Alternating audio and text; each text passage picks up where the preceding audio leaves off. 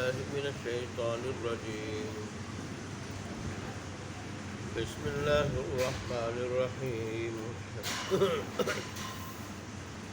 وقال الذين أشركوا لو شاء الله ما عبدنا من دونه من شيء نحن ولا آباؤنا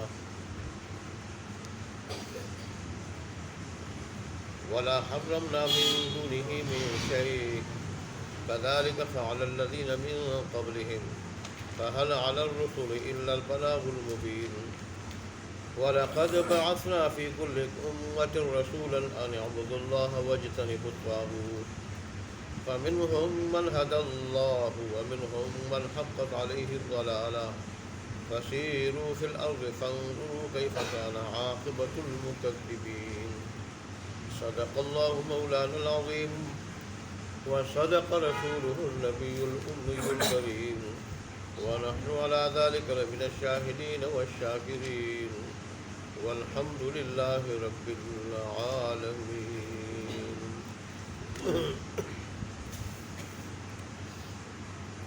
اللہ اکبر. اس سورت کا مرکزی موضوع وہ شرک کی تردید ہے. چنانچہ اللہ تبارک و تعالیٰ نے صاف آیات میں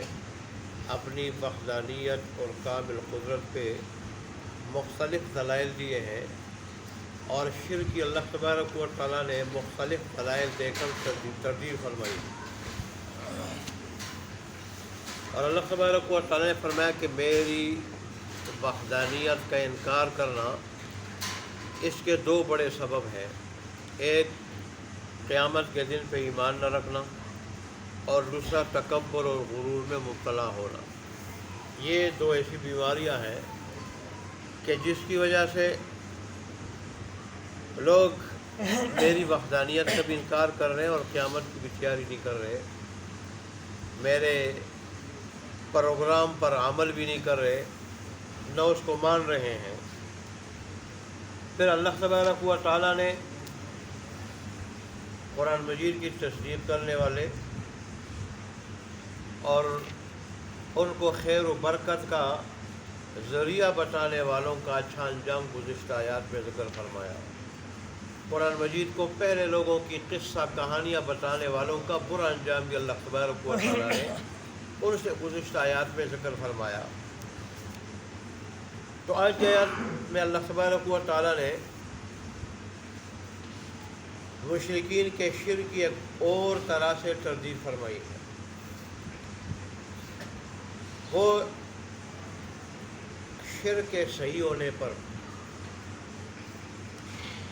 اپنی طرف سے غلط دلیل دیتے ہیں. وہ کہتے ہیں اگر اللہ تبارک و تعالیٰ نہ چاہتا تو ہم کبھی شرک نہ کرتے. صحابہ انبیاء کے دور میں لوگوں نے دلیل دی ہے اور رسول اللہ کے سامنے میں یہ دلیل پیش کی گئی کہ دیکھیں یہ مانتے ہیں کہ دنیا میں کوئی کام اللہ تبارک و تعالیٰ کی مشیت کے بغیر نہیں ہو سکتا. جو بھی کام ہوتا ہے اللہ تبارک و تعالیٰ کی مشیت کے ساتھ ہوتا ہے اور ہمارے شرک کا اللہ کو پتہ ہے کہ ہم اس کا ارتکاب کر رہے ہیں. تو اگر یہ اللہ تبارک و تعالیٰ کی مشیت کے خلاف ہوتا تو اللہ تبارک و تعالیٰ ہمیشہ روکتا. اللہ نے روکا نہیں تو اس کا مطلب یہ ہے کہ یہ اللہ تبارک و تعالیٰ اس پہ راضی ہے. اس کی دلیل آج کی آیت میں اور سورہ انعام کی آیت میں اللہ تبارک و تعالیٰ نے اس دلیل کا جواب ہی دیا تھا کہ افعال کا اللہ کی مشیت سے وجود میں آنا, کاموں کا اللہ کی مشیت سے وجود میں آنا اور بات ہے, اور چیز ہے, اور اللہ کا کسی چیز سے راضی ہونا یہ اور چیز ہے. کام کا اللہ کی مشیت سے وجود میں آنا اور چیز ہے, اور اللہ کا کسی کام سے راضی ہونا, اس کو پسند کرنا یہ اور بات اور چیز ہے. تو ٹھیک ہے, سارے کے سارے افعال کا خالق میں ہوں, اچھے افعال ہیں, اعمال ہیں, برے, خالق پیدا کرنے والا میں ہوں, وجود میں میری مشیت سے آتے ہیں, لیکن کاسب کمانے والا تو انسان خود ہے. کاسب کمانے والا تو انسان خود ہے اور اپنے اختیار سے کماتا، اور میں کسی کو مجبور کر دوں اچھے یا برے فعل پہ تو یہ تو پھر دارالامتحان نہیں رہے گا، دارالامتحان نہیں رہے گا۔ امتحان تو تب ہو سکتا ہے کہ جب کسی کو اختیار دے دیا جائے، مکمل اختیار دے دیا جائے،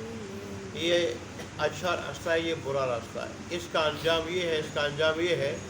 اور پھر جو اس کو اس کے حال پہ چھوڑ دے، راستے کا انجام بھی بتا دیا جائے، اچھے کا برے کا، اور پھر اس کو اس کے اختیار پہ چھوڑ دیا جائے، تو یہ ہے آزمائش، یہ ہے امتحان۔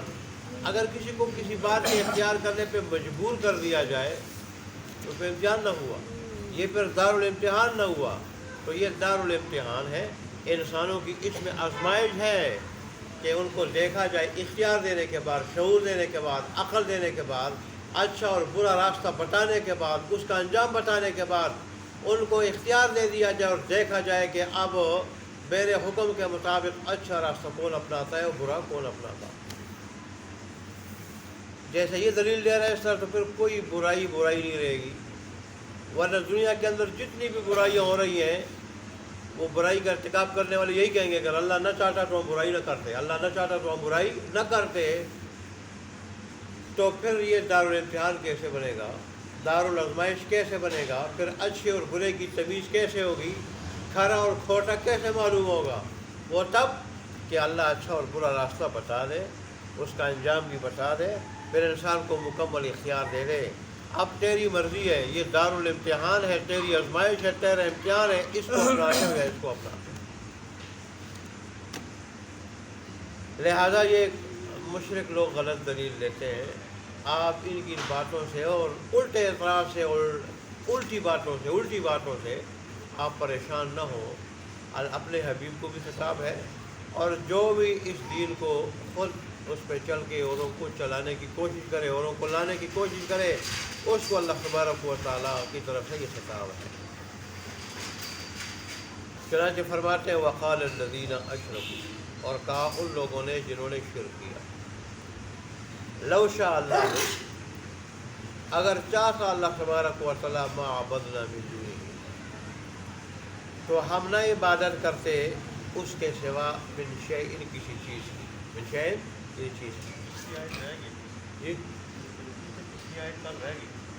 کل آیت فَأَصَابَهُمْ سَيِّئَاتُ مَا عَمِلُوا وَحَاقَ بِهِم، یہ آیت کا ترجمہ سے اچھا ٹھیک ہے، تو فَأَصَابَهُمْ سَيِّئَاتُ مَا عَمِلُوا، پس ان کو پہنچی، لفظی معنی پہ ان کو پہنچی وہ برائیاں جو انہوں نے کی تھی، پس پہنچی ان کو برائیاں جو انہوں نے کی تھی، مطلب ان کی سزا پہنچی، ان کی سزا ملی ان کو، وحاق بہم، اور گھیر لیا ان کو، ماں اس چیز نے کہ کانوا بہ یستہزئون، کہ جس کے ساتھ وہ استہزاء کرتے تھے، مذاق کرتے تھے اور ہنستے تھے، اس چیز نے ان کو گھیر لیا۔ اچھا جی، نحن، نہ ہم، ولا آباؤنا، اور نہ ہمارے آباء و اجداد، نہ ہم اللہ کے سوا کسی اور کی عبادت کرتے کسی چیز کی، اور نہ ہمارے آباء و اجداد، ولا حرمنا من دونہ، اور نہ ہم حرام کرتے اس کے بغیر، اور نہ ہم حرام قرار دیتے اس اللہ تبارک و تعالیٰ کے بغیر من شیء کسی چیز کو۔ اللہ نے جواب دیا کذالک فعل الذین من قبلہم، اسی طرح کیا ان لوگوں نے جو ان سے پہلے گزرے ہیں، انہوں نے اپنے وقت کے انبیاء کو یہ غلط قسم کی دلیل دی، غلط قسم کا جواب دیا،